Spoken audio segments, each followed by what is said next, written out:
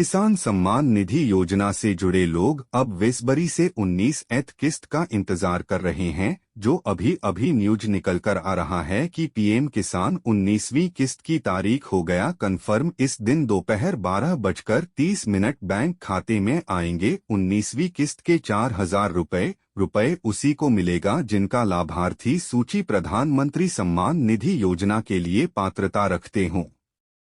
भारत के प्रधानमंत्री कार्यालय ने हाल ही में प्रधानमंत्री किसान सम्मान निधि योजना की किस्त जारी की और सभी लाभार्थियों को उनके बैंक खाते में यह प्राप्त हुई।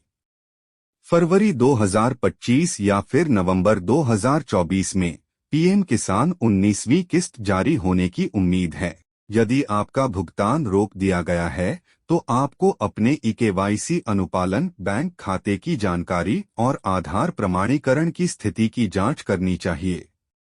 आप यह सुनिश्चित करके अपनी किस्त प्राप्त कर सकते हैं कि सभी जानकारी और दस्तावेज सही ढंग से अपडेट हैं। इस सरकारी योजना के लिए सहायता प्राप्त करने के लिए उम्मीदवारों को पीएम किसान योजना पात्रता 2024 को पूरा करना होगा। 24 फरवरी 2019 को शुरू की गई पीएम किसान सम्मान निधि योजना छोटे और सीमांत किसानों को उनकी कृषि जरूरतों और व्यक्तिगत खर्चों को पूरा करने में मदद करने के लिए वित्तीय सहायता प्रदान करती है। इस योजना के तहत पात्र किसानों को सालाना 6,000 रुपए मिलते हैं, जिन्हें 2,000 रुपए की 3 किस्तों में विभाजित किया जाता है।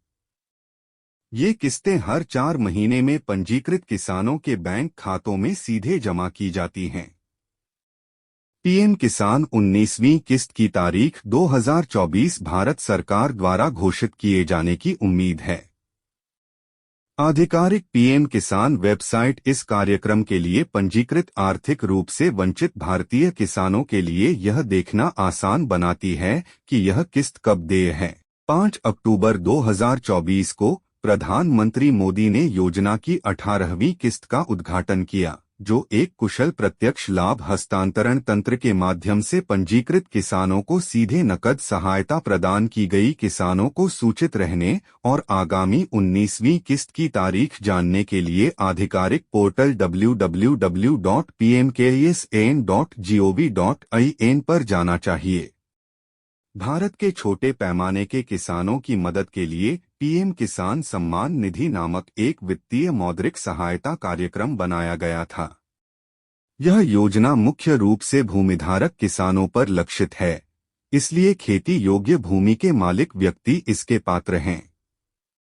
भूमि स्वामित्व की परिभाषा राज्य दर राज्य अलग अलग हो सकती है। लाभार्थियों की पहचान संबंधित राज्य सरकारों द्वारा बनाए गए किसानों के डेटाबेस के माध्यम से की जाती है।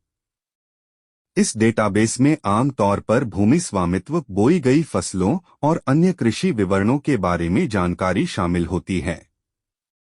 भूमि स्वामित्व से संबंधित दस्तावेज: आधार कार्ड, बचत बैंक खाते, पारिवारिक पहचान पत्र, नागरिकता का प्रमाण, केवाईसी दस्तावेज। जब किसान आधिकारिक पोर्टल के डैशबोर्ड पर पहुंचते हैं तो उन्हें नीचे स्क्रॉल करना होगा और लाभार्थी सूची विकल्प चुनना होगा।